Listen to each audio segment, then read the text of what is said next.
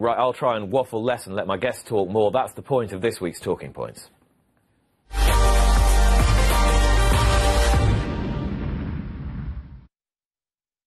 Because I've got three excellent guests as well. Tom Kerr to the Racing Post, trainer Ben Pauling, David Yates, newsboy from the Daily Mirror. Staffing. ITV Racing dealt with this comprehensively yesterday on the opening show in a special where they questioned stable staff, where they were coming from, and is the crisis deepening? And the general answer, Ben Pauling, was yes, it is. And what do we do about it? It's come down to, I mean, people keep talking about money. It's obviously a big factor, but I do firmly believe there's stature in place to advise us where we pay our staff. I personally pay above and beyond that, but I think the hours are the main thing. All my staff work 1 in 3 weekends, which is, I think, something that a lot of other yards maybe should look at. They prepared for the fact they have to work a little bit harder whilst they're on their weekend, but they do get the next 2 Saturday afternoons and Sundays off, which allows them a lot more time.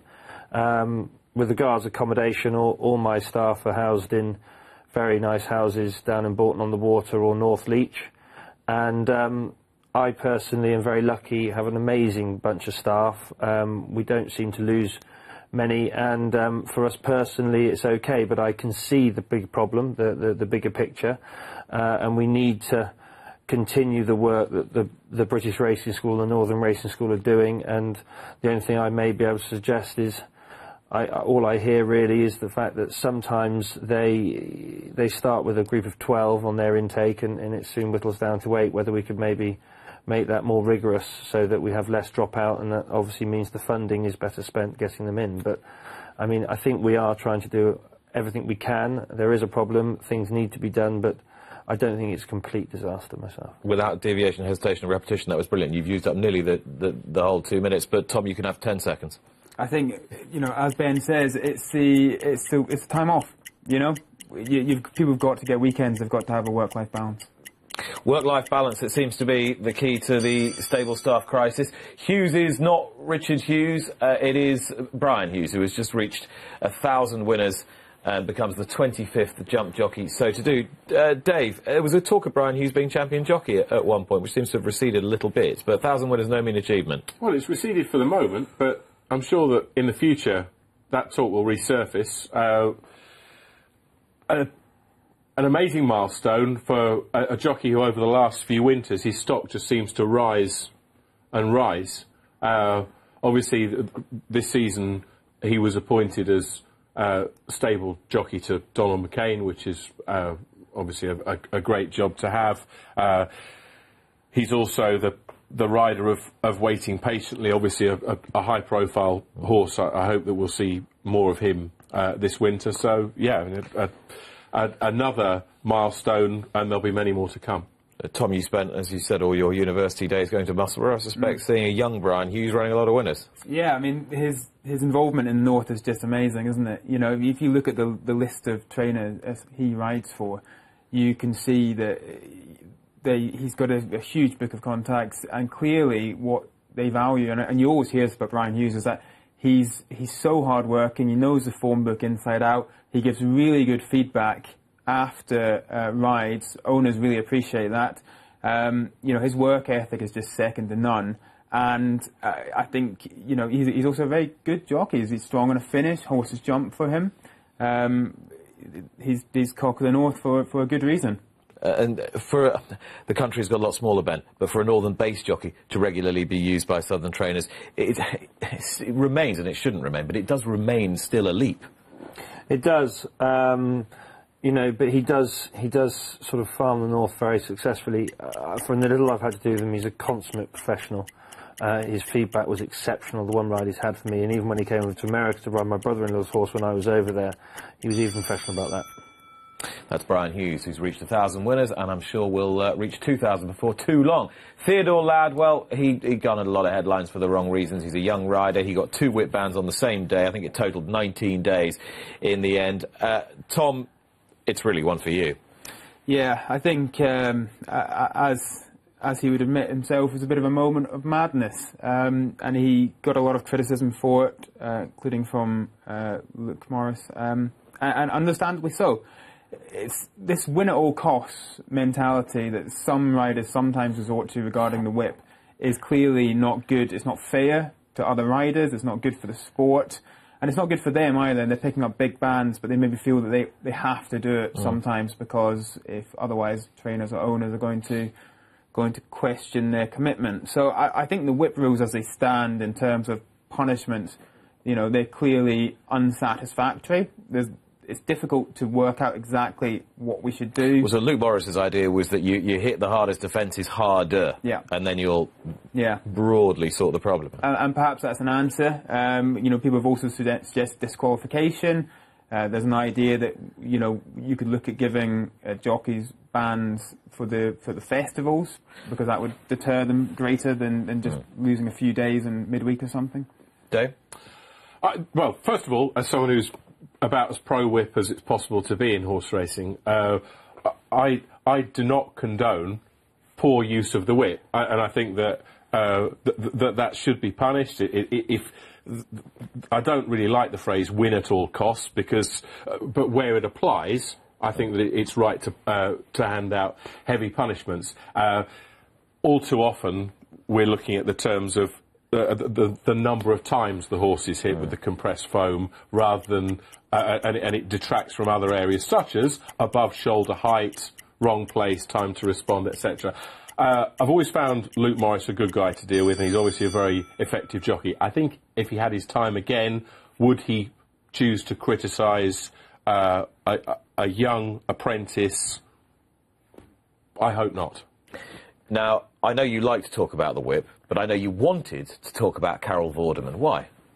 Well, I just think that, we have racing is famously insecure in its own skin, that we tend to think that nobody likes us, and, I hope that we'll have the chance to touch on the whip before the end of the programme and its relationship with the general public. But why this is a welcome story, Carol Vorderman obviously having her first winner as an owner this week. And I think that horse racing still has that resonance with celebrity. Ben trains for Harry Redknapp, obviously, who's an enthusiastic owner. And I just think that we're all too often insecure and keen to beat ourselves up. We have this idea that no one likes us, and yet racing does have an enduring appeal. Yes, it does, and there are many high-profile people who have also. And you've got a feature today in the Racing Post about Dame Judi Dench and her passion for racing. Absolutely, it's a great read. I was just reading it before we came in. It's absolutely fantastic, and racing does have this sort of universal appeal, and you get people from all backgrounds getting involved in it, and I think it's something. I don't think racing is too insecure, though, Dave. I mean, maybe sometimes we question ourselves a bit, but I don't really feel this is a sport which has certainly no reason to be insecure. I certainly agree with you on that. It's got a huge appeal, and lots of people get involved. Hopefully, we can encourage more people to get into ownership, and hopefully, people like Harry Redknapp and Dame Judi Dench getting involved does give that message. And if there was one trainer, Ben, who was always going to be the first to get Carol Vorderman into proper ownership, I know she's had bits and pieces of horses before, but a full leg of a horse, it is going to be Kim Bailey. Yeah, he's landed. Yeah, he's a good bloke. Leave it at that. You could describe him as outstanding, which is exactly how how Ofsted described the work of the British Racing School this week, which is a huge tick. How many of your staff would come from the British Racing School? More and more. You sort of, when your yard starts out, you sort of need more experienced workforce, because you've only got. You need them to take the pressure off of you, and as the yard grows, you can then integrate people coming out of racing school and whatever have you. So you can continue the educational programme, exactly. essentially. You need people there to bring them forward. If you started with 5 horses and had 2 people straight out of racing school, it probably wouldn't work. But they are superbly well prepped at the racing school. They know what they're coming into. They have a general love of the horse, which is paramount for anybody working in racing. They know how to do things properly, and they are enthusiastic, and they want to learn. And I can't tell you how much I enjoy seeing them progress through their careers. And I've got, I don't know, 6 or 8 probably now, and they are fabulous. And it's your fault, I believe, as a trainer, if those people that come to you from racing school don't end up enjoying it, because they're either being asked too much, they obviously don't enjoy the job because they're working too much or you're not paying them enough. It's your job to nurture them and bring them on and make it something, because there is ways for people to develop and climb the ladder. That's another thing people have touched on. There's no sort of future for them. That's complete rubbish. You can always give somebody some more responsibility, and if you treat them on a level and they think you respect them, then they're going to enjoy their job.